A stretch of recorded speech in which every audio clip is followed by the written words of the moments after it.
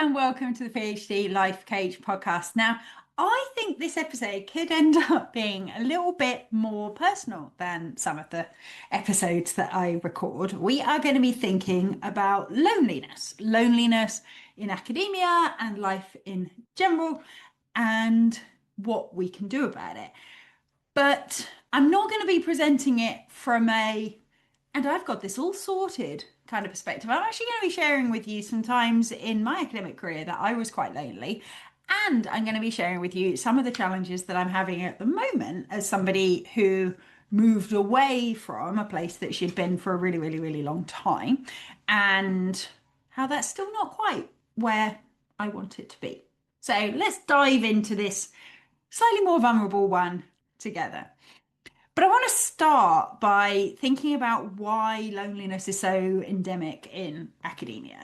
People talk about it being a kind of global issue in all walks of life at the moment for a whole bunch of different reasons. But I think academia is particularly prone to loneliness and particularly prone to not talking about feeling lonely.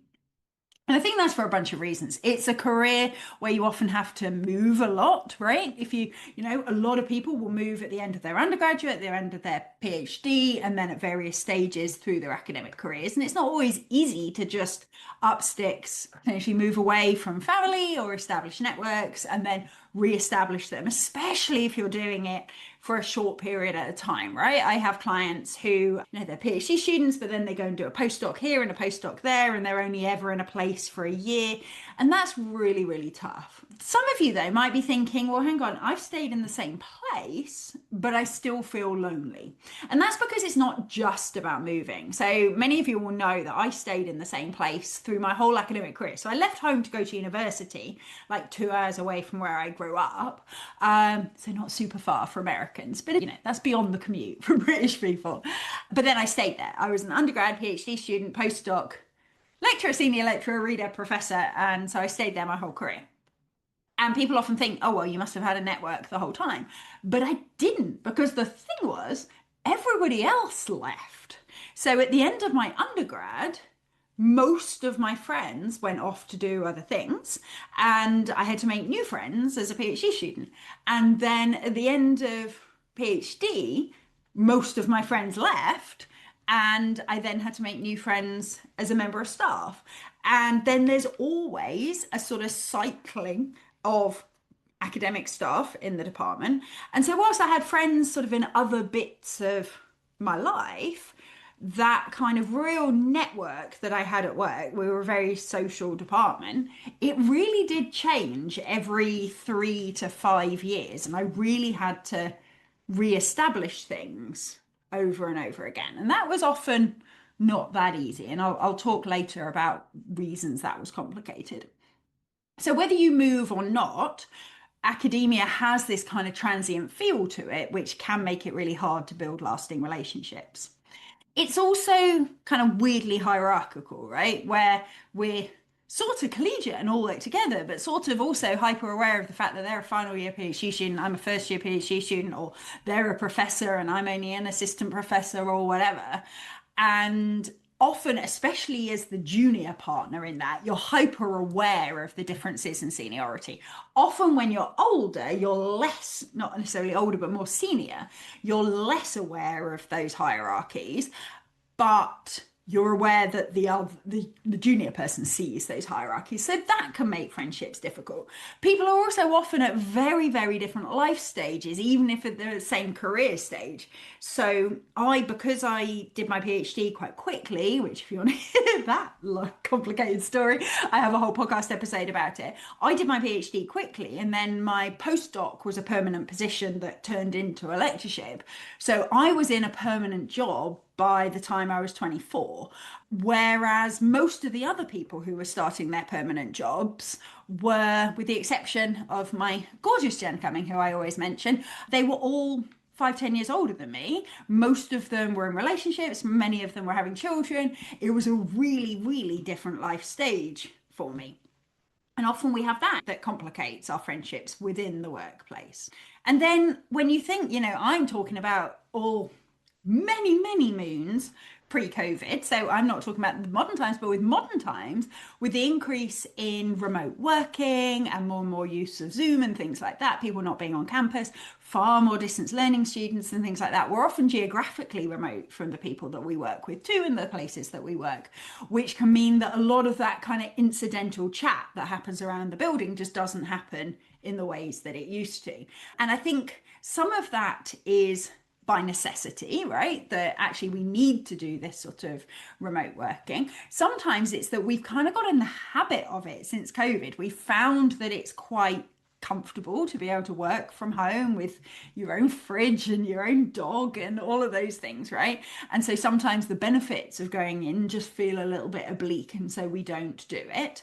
Other times, there'll be many of you that are still being COVID cautious in terms of avoiding getting infections through transport or through going to crowded places and all those sorts of things. So for whatever reasons, a lot of us have got more used to this kind of remote working. Now, I am not someone who doesn't think you can build relationships online, right? Some of my favorite people in the world, I've barely met in real life that I keep in contact with by this sort of connection. But that does make it harder to make new friends and meet new people. We're then in a world where we're really hard, right? There's loads to do.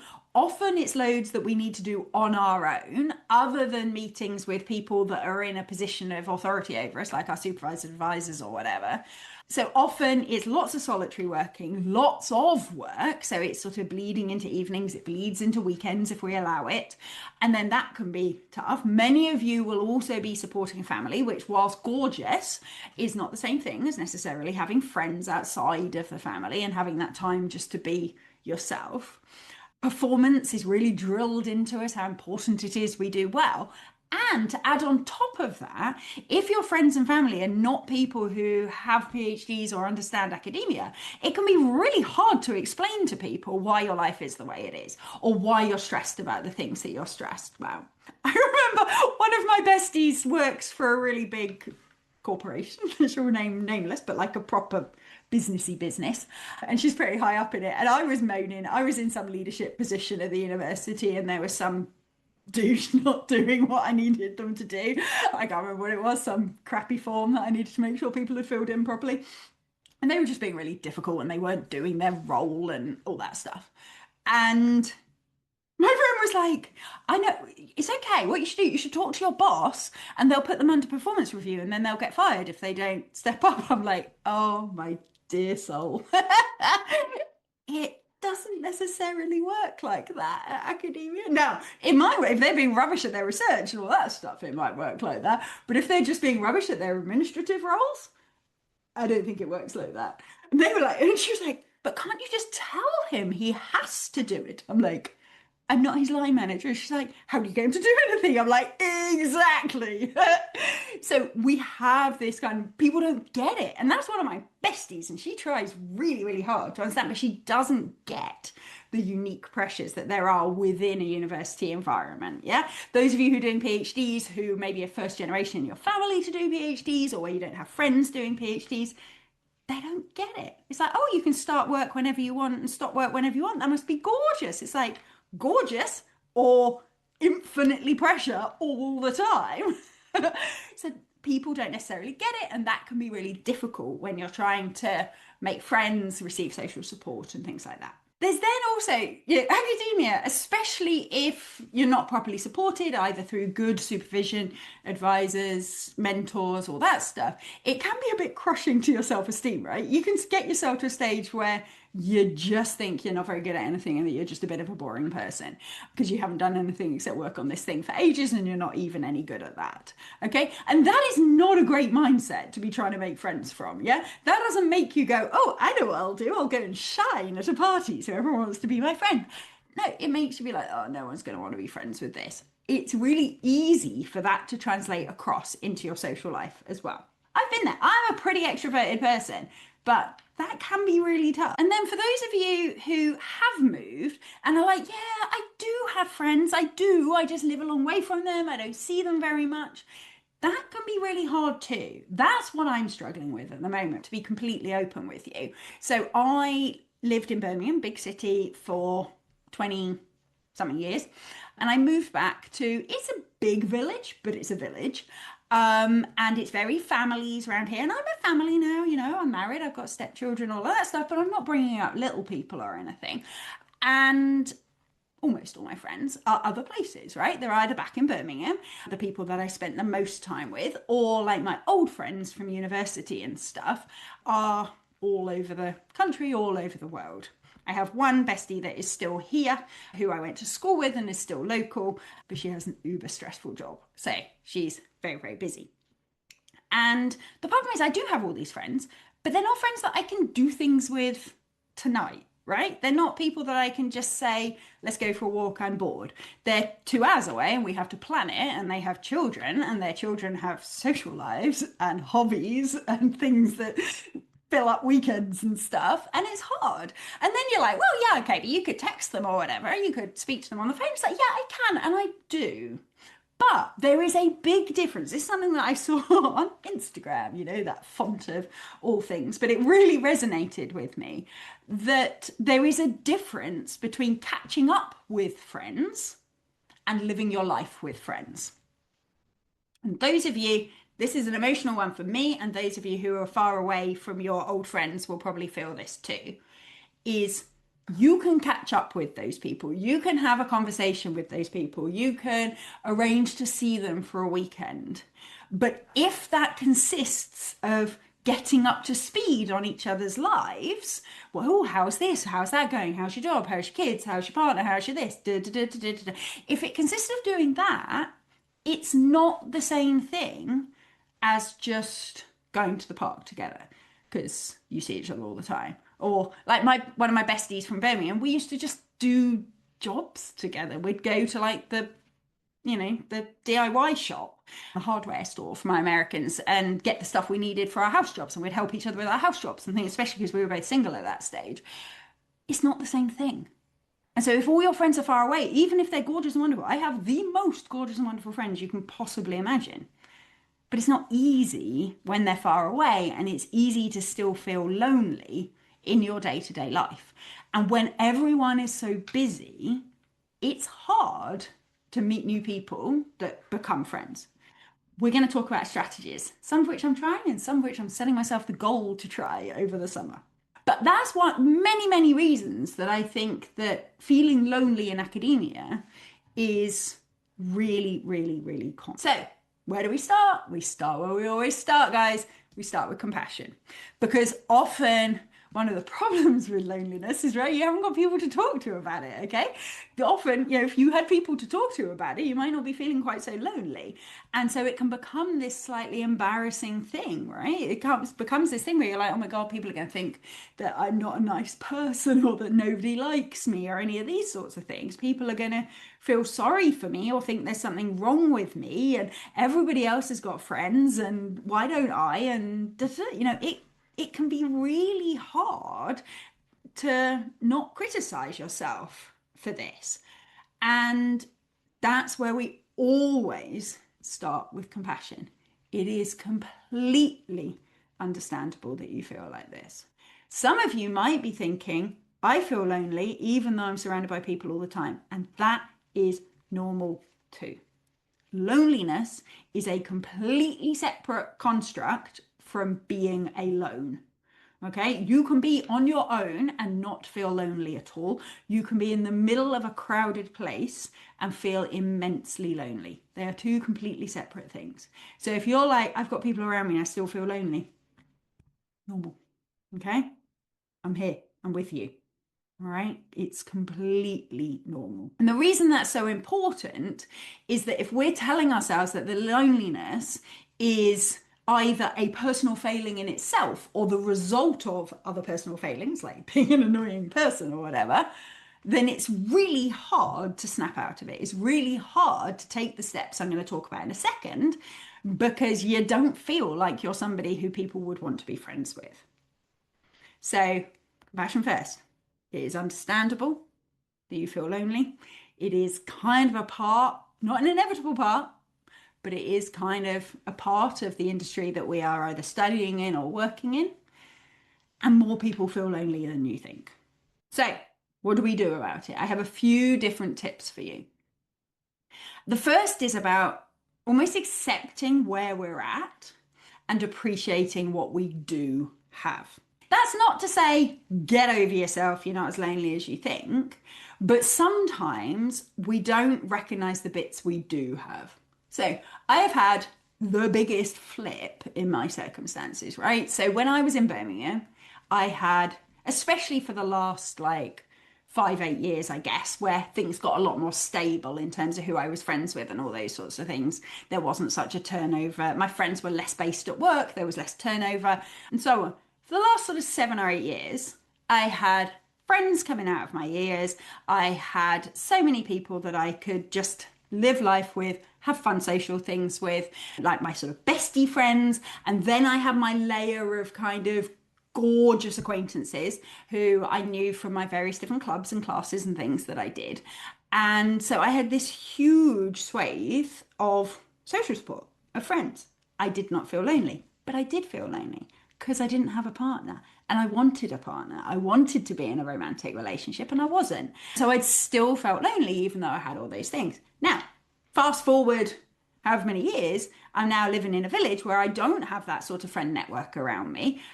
I have my gorgeous husband and I'm now close to where my parents live, where my sisters live and things like that.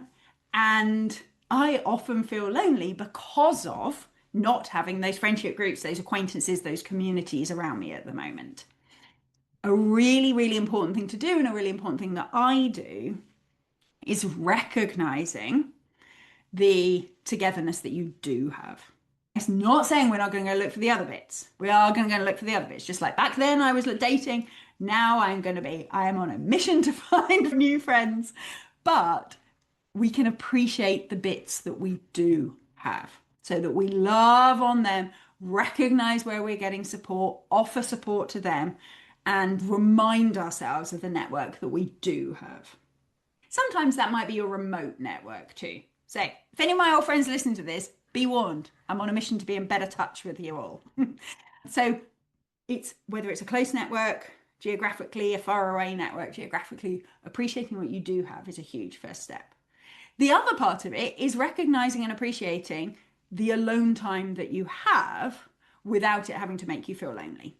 So having time, my life is so much less chaotic than it was in Birmingham because of all these coaching things that I've learned.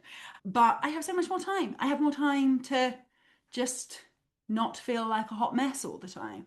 And part of that is not seeing as many people and not feeling as busy, not trying to cram everything in quite so much. And so remembering to appreciate that stuff really helps as well. Some of the things I'm experiencing, not all of them, but some of them are the result of positive changes. They're kind of that flip side of a positive change. Now, when it comes to actually expanding our friendship networks, building these relationships, I have a couple of different tips. The first is to remind yourself what you either love doing or what you used to love doing. Often, especially those of you who have allowed hobbies to get away from you in your PhDs and academic careers, often you'll say, what's your hobby? I don't know, sleeping, don't do anything else, too much work to do. Once I've dealt with the kids, dealt with this, dealt with that, nothing left. But there will have been times in your life where you had things that you loved doing. This is one where I've always been all right with this. I am like the serial hobby meister. I've always had 100,000 things that I enjoy doing and that I've tried to cram into my life. So remembering what those were and figuring out where you can find bite-sized bits of that. Now, remember, it's also worth thinking about the different levels of friends that you need. It is really useful to have one or two local besties so that you have people who you can confide in, who you can spend time with sort of on the regular without having to make big arrangements and things like that. That's really useful. And they're not easy to find. That's what I've not found yet here. They're not easy to find. But there's also that level of just nice community. So when I was in Birmingham, I had my besties, my people that came to my wedding and all that stuff.